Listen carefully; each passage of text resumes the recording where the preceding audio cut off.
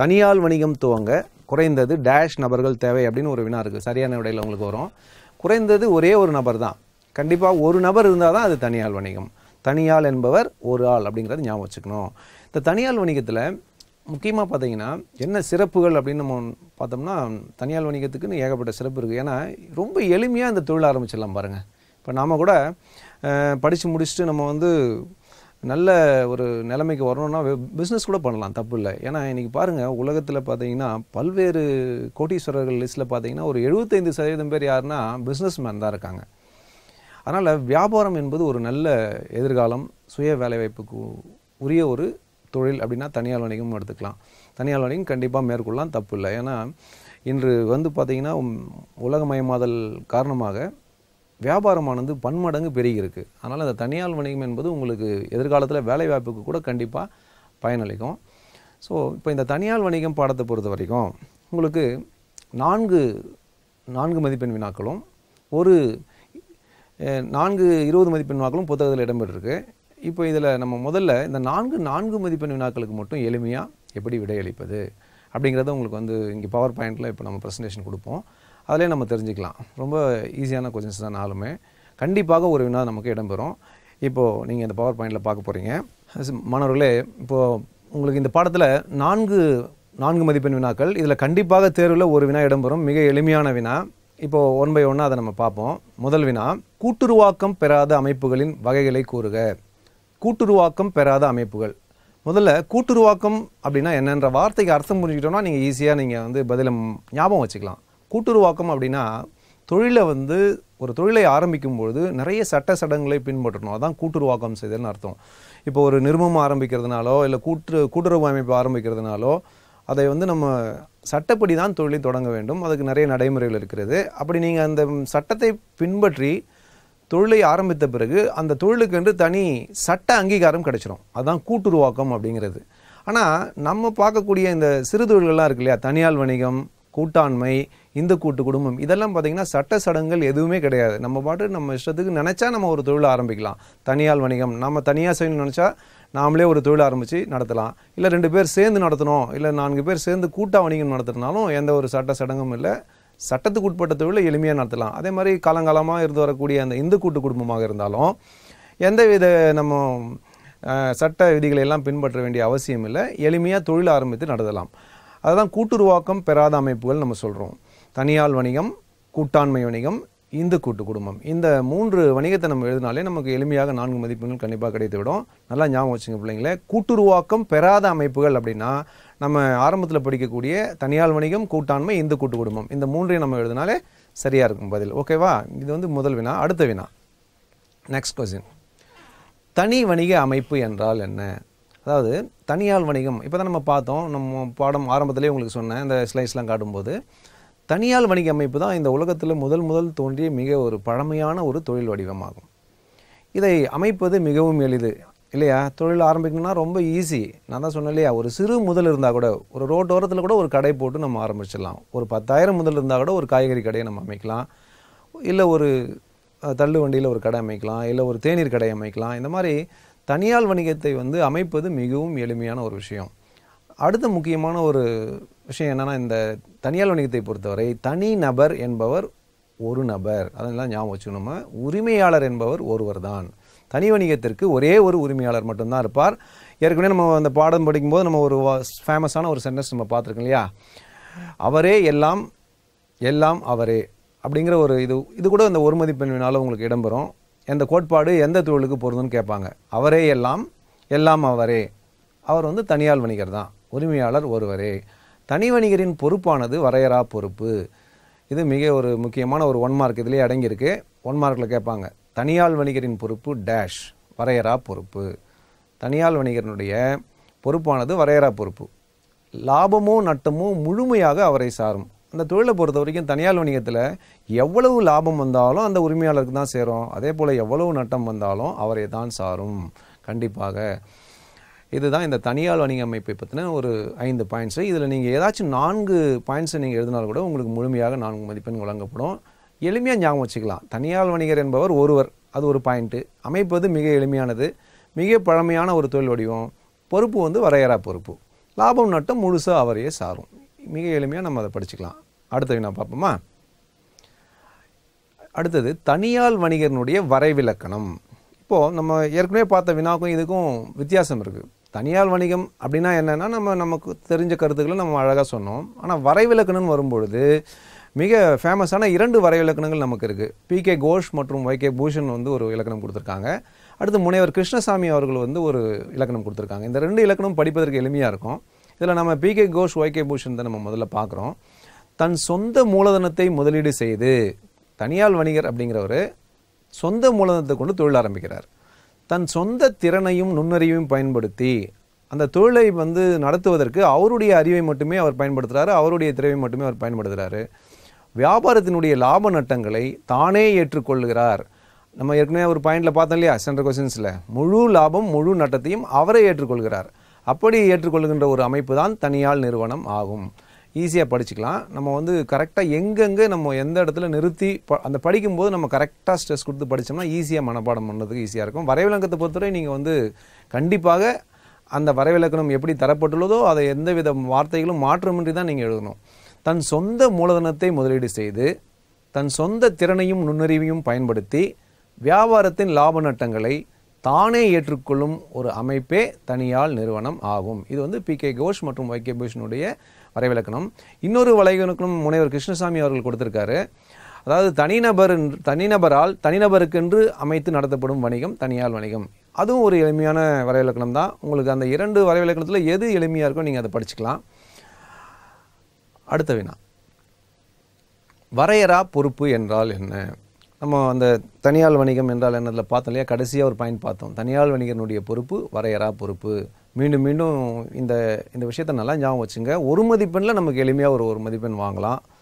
தனியால் வணிகரின் பொறுப்பு டேஷ் அப்படின்னு கேட்டால் நம்ம வரையறா பொறுப்பு. சரி, இந்த வரையறா பொறுப்பு அப்படின்னா என்ன, அதுக்கு என்ன அர்த்தம்? வியாபார கடன்களை செலுத்த தொழிலின் சொத்துக்கள் போதுமானதாக இல்லாவிட்டால் தனியால் வணிகர் தன் சொந்த சொத்துக்களிலிருந்தும் கடனீந்தோருக்கு செலுத்த வேண்டும். இப்போது இதுக்கு இந்த பதிலாக நம்ம பார்க்குறதுக்கு முன்னாடி முதல்ல தெரிஞ்சுங்க, வரையறா பொறுப்புங்கிறது என்ன. இப்போ நம்ம ஒரு தனியால் வணிகம் ஆரம்பிச்சிருக்கோம், ஒரு பிஸ்னஸ் பண்ணிகிட்ருக்கோம், பல பேர்கிட்ட கடன் வாங்கியிருக்கோம், கடன் வாங்கி தான் தொழில் ஆரம்பிச்சிருக்கோம். இந்த தொழில் இப்போ திடீர்னு ஒரு பெருத்த நட்டத்தை சம்பாதித்து தொழில் லாஸ் ஆகிடுச்சு, தொழிலில் எந்த விதமான சொத்துக்களும் இல்லை, கடனீந்தோர் பணம் கேட்குறாங்க அப்படின்னா என்னுடைய தொழில் நஷ்டமாயிட்டதுனால என்னால் தர முடியாதுன்னு நம்ம கண்டிப்பாக சொல்ல முடியாது. நம்மளுடைய தனிப்பட்ட சொத்துக்கள் இருக்கும் இல்லையா, வீடு உடைமைகள் இருக்கும், அதெல்லாம் நம்ம வித்தாவது கடனீந்தோருக்கு கண்டிப்பாக தரணும். அதான் வரையறா பொறுப்பு அப்படிங்கிறது. இப்போ உங்களுக்கு புரிஞ்சிருக்குன்னு நினைக்கிறேன். வியாபார கடன்களை செலுத்த தொழிலின் சொத்துக்கள் போதுமானதாக இல்லாவிட்டால் தனி வணிகர் தன் சொந்த சொத்துக்களிலிருந்தும் கடனீந்தோருக்கு செலுத்த வேண்டும். கடனீந்தோர் அப்படின்னா வியாபாரத்துக்கு கடன் கொடுத்துருக்கோங்க. இந்த கடனீந்தோருக்கு சொத்துக்களை பறிமுதல் செய்யவும் அவர்களுக்கு உரிமை உண்டு. கண்டிப்பாக அவங்க நினச்சாங்கன்னா நம்ம சொத்துக்களில் பறிமுதல் செய்யலாம், நம்ம கொடுக்க வேண்டிய கடனுக்காக. அதுதான் வரையறா பொறுப்பு அப்படிங்கிறது. சரியா? இப்போ இந்த 4 மதிப்பெண் வினாக்கள் தான் இந்த பாடத்தில் இடம்பெற்றிருக்கு. கண்டிப்பாக இந்த 4 நம்ம படித்தோம்னா ஒரு 4 மதிப்பெண் ஷூராக வரப்போகுது. ஈஸியான கொஸ்டின்ஸ் தான் எல்லாம். கண்டிப்பாக நீங்கள் இந்த 4 வினாக்களுமே எளிமையாக ஞாபகம் வைத்துக்கொண்டு தேர்வில் நீங்கள் எழுதுவீங்கன்னு நினைக்கிறேன்.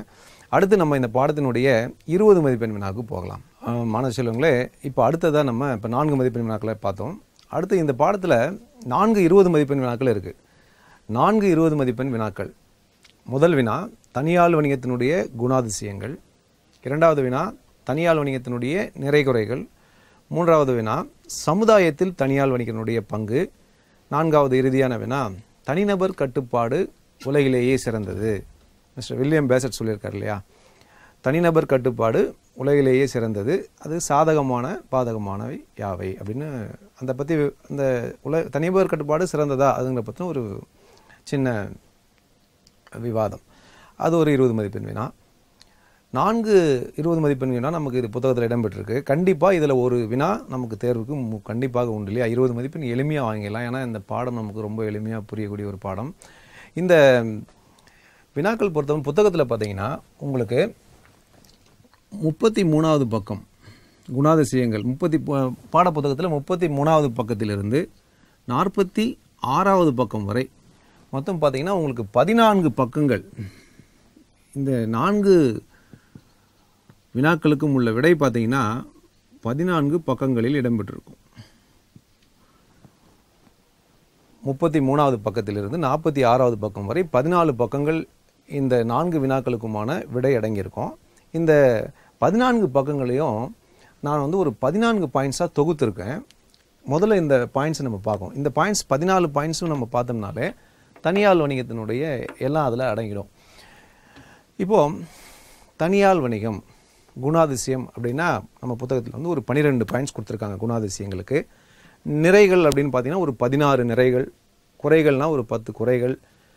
அடுத்து சமுதாயத்தில் தனியார் வணிகரின் பங்குன்னு ஒரு 8 பாயிண்ட்ஸு. அப்புறம் சாதகமானவை தனிநபர் கட்டுப்பாடு, உலகிலேயே தனிநபர் கட்டுப்பாடு சிறந்தது அப்படிங்கிறதுக்கு சாதகமான பாயிண்ட்ஸ் ஒரு 10, பாதகமான பாயிண்ட்ஸ் ஒரு 6. இப்படி ஏறக்குறைய ஒரு 60 பாயிண்ட்ஸ் இருக்குது இந்த புத்தகத்தில். இந்த 60யுமே நான் வந்து தொகுத்து இந்த ஒரு 14 பாயிண்ட்ஸ் அவங்களுக்கு நான் கொடுத்துருக்கேன். இப்போ நம்ம இதை ஒவ்வொன்றா பார்க்கும்போது தனியார் வணிகத்தை முழுசாக நம்ம புரிஞ்சுக்கலாம் இல்லையா? தனியார் வணிகத்தினுடைய முதல் குணாதிசயம் என்னென்னா தனிநபர் உரிமை நேரடி கட்டுப்பாடு. தனிநபர் உரிமை நேரடி கட்டுப்பாடு. நம்ம முதலே சொன்ன மாதிரி தனியார் வணிகத்தை பொறுத்தவரை உரிமையாளர் ஒருவர் தான் தொழில் ஆரம்பிக்கிறார். கண்டிப்பாக ஒரு நபர் தான் அந்த தொழில் ஆரம்பிக்கிறாங்க. அவரே முதல் போகிறார், அவரே தொழில் நடத்துகிறார். நம்ம பல தடவை பார்த்துருக்கோம் இல்லைங்களா?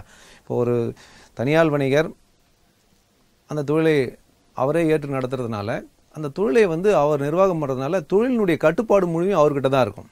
எல்லாமே எந்த ஒரு முடிவு எடுக்கணும்னாலும் அவர் தான் இல்லையா? அந்த தொழிலுக்கு அவர் தான் உரிமையாளர். அவருடைய கருத்து என்னவோ அதை தான் அந்த தொழிலை அவர் வந்து கண்டிப்பாக செயல்படுத்துவார். ஸோ தனியார் வணிகத்துக்கு உள்ள ஒரு மிக முக்கியமான சிறப்பியல்புனா தனிநபர் உரிமை. கண்டிப்பாக உரிமையாளர் ஒருவர், அவர் தான் தனியார் வணிகர். ஒரே ஒரு நபர் உரிமையாளர். நேரடி கட்டுப்பாடு. அவர் தான் அந்த தொழிலை நடத்துறதுனால அந்த தொழிலினுடைய நூக்கன் கார்னர் எல்லா விஷயங்களையும் அவர் தான் அதை வந்து கண்ட்ரோல் பண்ணி நடத்துவார். ஏன்னா உரிமையாளர் அவர் தான், மேலாண்மை செய்பவரும் அவர் தான், வெவ்வேறு நபர்கள் கிடையாது. வேணும்னா உதவிக்கு வந்து ஒரு சிலரை வேலைக்கு வச்சுக்குவார். தனியார் வணிகர் பார்த்திங்கன்னா இப்போ ஒரு கடை இருக்குது, பெரிய மளிகை கடை இருக்குது. மளிகை கடையில் உரிமையாளர் ஒருத்தர் தான். ஆனால் நிறைய கஸ்டமர்ஸ் நுகர்வோர்கள் வரும்போது கவனிக்கணும் இல்லையா? அவங்களெல்லாம் வந்து இல்லை காக்க வச்சோம்னா நமக்கு வந்து நம்ம கடைக்கு வந்து வருகக்கூடிய நுகர்வோர்களுக்கு வந்து ஒரு கஷ்டத்தை ஏற்படுத்தக்கூடாதுக்காக நிறைய கூட ஹெல்ப்பர்ஸ் வச்சுருப்பாங்க. தனியார் வணிகர்கள் கடையில் வேணும்னா வேலைக்கு ஆட்களை அமர்த்தி கொள்வார்கள்.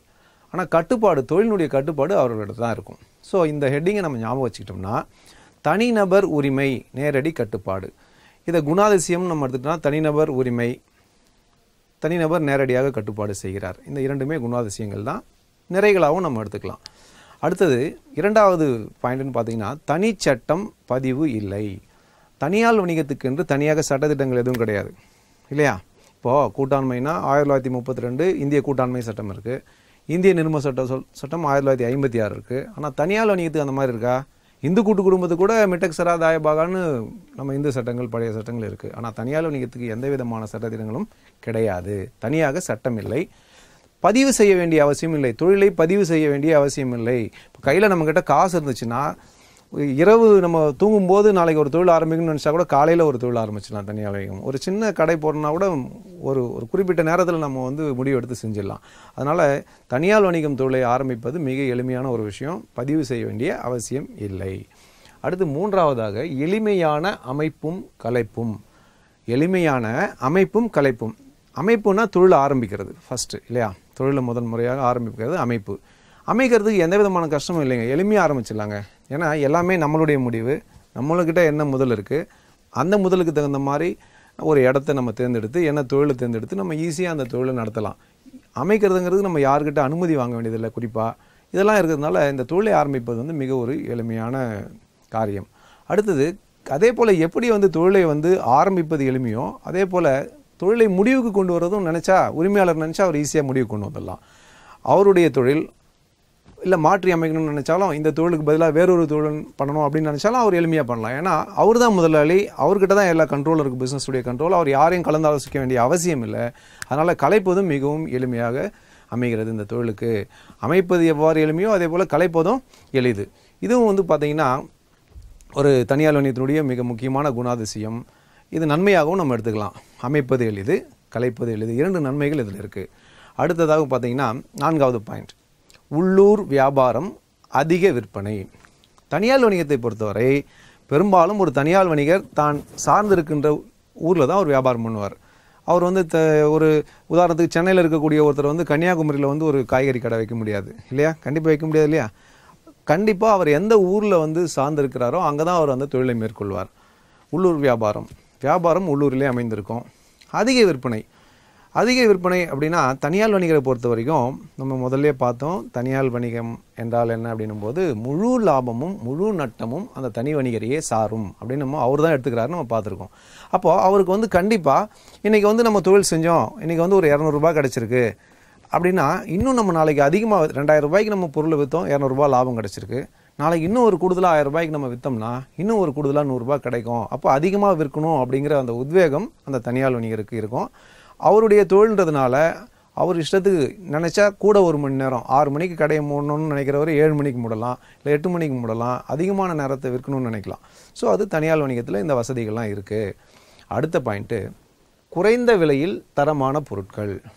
எப்படி சார் இது சாத்தியம்? குறைந்த விலையில் தரமான பொருட்கள் தனியார் வணிகத்தில் தராங்களா? கண்டிப்பாக. ஏன்னா தனியார் வணிகத்தில் போட்டி அதிகங்க. இப்போ நம்ம ஒரு ஊரில் எடுத்துங்க, ஒரு காய்கறி கடைனா ஒரு கடையாக இருக்குது பாருங்கள், ஒரு குறைஞ்சபட்சம் 4-5 கடைகள் இருக்கும் இல்லைங்களா? அப்போது மளிகை கடைனாலும் அந்த மாதிரி தான். அப்போது போட்டி ஏற்படும் போது ஆட்டோமேட்டிக்காக கண்டிப்பாக தானாகவே விலையை குறைச்சி வியாபாரம் செய்யணும் அப்படிங்கிற எண்ணம் வியாபாரிகளுக்கு வரணும். நுகர்வோரை கவரணும்னா விலையை குறைக்கணும். அதே நேரத்தில் இன்னொரு டெக்னிக்கும் இருக்குது. கண்டிப்பாக விலையை குறைச்சா மட்டுமே நுகர்வோர்கள் வந்து பொருளை வாங்க மாட்டாங்க, தரம் மெயின்டைன் பண்ணுவாங்க. கண்டிப்பாக இப்போ நம்ம கூட ஊரில் பல கடைகள் இருக்கும். ஏதாவது ஒரு சில பொருளை வாங்கினோன்னா டக்குன்னு இந்த ஒரு கடையை பேர் சொல்லி அந்த கடையில் போய் வாங்கலாம் அப்படின்னு நம்ம சொல்லுவோம். அது எல்லோருடைய இயல்பு இல்லையா? நம்மக்கிட்ட யாராவது கேட்டோம்னா கூட இந்த மாதிரி இது வாங்கலான்னு இருக்கேன், எங்கே வாங்கலான்னா நம்ம ரெக்கமெண்ட் பண்ணுறது நல்ல தரமான பொருள் விற்கிற கடையை தான் நம்ம ரெக்கமெண்ட் பண்ணுவோம். ஸோ அந்த ஒரு சிறப்பு தனியார் வணிகத்திற்கு உண்டு. குறைந்த விலையிலே தரமான பொருட்கள் தனியார் வணிகத்தில் வழங்கப்படுகிறது. அடுத்து வேலை வாய்ப்பு, விரைவான முடிவு. இப்போ பாருங்கள், வேலை வாய்ப்பு நான் ஆரம்பத்திலே சொன்னேன் இல்லையா? வேலை வாய்ப்புக்கு நம்ம வேலை இல்லை அப்படின்னு சொல்கிறவங்கலாம் வந்து கண்டிப்பாக நம்ம வந்து நம்மளுடைய சோம்பேறித்தனம் தான் அப்படின்னு சொல்லலாம். ஏன்னா இன்றைக்கி உலகத்தில் பாருங்கள், பிஸ்னஸ் நிறைய பல்வேறு வகையான தொழில் இருக்குது. ஸோ வேலை தனக்கு ஒரு வேலை வேணும் அப்படின்னு நினச்சா சிறந்த ஆப்ஷன் பார்த்திங்கன்னா தனிநபர் வணிகம். ஒரு சின்ன முதலீடில் கூட நீங்கள் தொழில் ஆரம்பிக்கலாம். வேலை வாய்ப்புக்கு ஒரு உகந்த ஒரு தொழில் அமைப்பு தனியார் வணிகம். ஏன்னா நிறைய ரிஸ்க் எடுக்க வேண்டிய அவசியம் இல்லை. ஒரு 500 ரூபாய் முதல் வைத்து கூட ஒரு தொழில் ஆரம்பிக்கலாம் இல்லையா? நீங்கள் தள்ளு வண்டி கடையெல்லாம் பார்க்குறீங்க, அவங்களாம் என்ன பண்ணுவாங்க? ஒரு வியாபாரி இருக்காங்க, மீன் வியாபாரம் பண்ணுறாங்க தெருவில். அவங்க என்ன பண்ணுறாங்க? கடற்கரைக்கு போகிறாங்க, ஒரு 500 ரூபாய்க்கு மொத்தமாக கொள்முதல் பண்ணுவாங்க, சைக்கிளை வச்சுட்டு விற்பாங்க. அன்றைக்கி தினம் அவங்களுடைய லாபம் சம்பாரிச்சிக்கிட்டு தொழிலுக்கு வீட்டுக்கு போயிடுவாங்க. அந்த மாதிரி சின்ன முதலீடை கொண்டு கூட இந்த தொழிலை செய்யலாம். நல்ல வேலை வாய்ப்பு, முடங்கி கிடக்காம ஏதோ ஒரு வகையில் தொழில் செய்து சம்பாதிப்பதற்கு இந்த தொழில் மிகவும் வாய்ப்பாக இருக்கிறது, வேலை வாய்ப்பு. அடுத்து விரைவான முடிவு என்பது ஏனென்றால் இங்கே யாரையும் அவர் கலந்தாலோசிக்க வேண்டிய அவசியம் இல்லை. தனிநபர், ஒரு நபர், அவருடைய நேரடி கட்டுப்பாடு, அவருடைய தொழில், அவருடைய முதல், எல்லாமே அவருடையது, அவரே எல்லாம் அவரே. அப்போது ஈஸியாக முடிவு எடுத்துடுவார். யாரையும் அவர் கேட்கணுன்னு அவசியம் இல்லை. அப்படி அவர் விரும்பினா தான் வீட்டில் ஒய்ஃப்கிட்டயோ யாருக்கிட்ட கேட்கணும்னு நினச்சா கூட டக்குன்னு உடனே கேட்டு அவர் முடிவு எடுத்துடலாம். இப்போ இதே வந்து மற்ற தொழில்கள் மாதிரி இப்போ ஒரு கூட்டாண்மைன்னு வச்சுங்களேன், ஒரு 10 பேர் கூட்டாளிகள் இருக்காங்கன்னா அனைவரும் ஒரு நேரத்தில் கண்டிப்பாக இருந்து எல்லோருடைய கருத்தையும் கேட்டு தான் முடிவு எடுக்கணும் வியாபாரத்தில். ஆனால் இங்கே அந்த மாதிரியான பிரச்சனைகள் இல்லை பாருங்கள். ஈஸியாக அவர் வந்து ஒரு நபர் என்பதனால தொழில் குறித்த முடிவுகளை உடனடியாக அவர் எடுப்பார், விரைவான முடிவு எடுப்பார். அதே நேரத்தில் இதில் இன்னொரு அட்வான்டேஜ் இருக்கும் பாருங்கள். விரைவாக முடிவு எடுக்கலாம், ரகசியத்தையும் பாதுகாக்கலாம். ரகசியம், வியாபாரம்னா முக்கியமாக வியாபார ரகசியங்கள் இருக்கும். அந்த ரகசியங்களை ஒருத்தர் தான் உரிமையாளர்ன்றதுனால ஈஸியாக பாதுகாக்க முடியும், ரகசியங்களை காப்பாற்றலாம். விரைவான முடிவெடுக்க முடியும், ரகசியங்களை காப்பாற்ற முடியும். அடுத்தது குறைவான மூலதன வாய்ப்பு. இப்போ இந்த 7வது பாயிண்ட் பார்த்தீங்கன்னா, இது வந்து தனியார் வணிகத்துக்குள்ள ஒரு குறைபாடு தான். குணாதிசயமும் அது குணாதிசயத்திலே நம்ம சொல்கிறோம், குறைவான மூலதனத்தை தான் திரட்ட முடியும். ஆனால் அதே நேரத்தில் அது வந்து இந்த தொழிலுக்கு உண்டான ஒரு குறைபாடு. தனிநபர் என்பவர் ஒரு நபர்ன்றதுனால அவரால் பேரளவு தொழில்களை எல்லாம் ஆரம்பிக்க முடியாது. நம்ம ஒரு மதிப்பெண்லேயே பார்த்துருப்போம், தனியார் வணிகத்திற்கு ஏற்ற தொழில்கள்,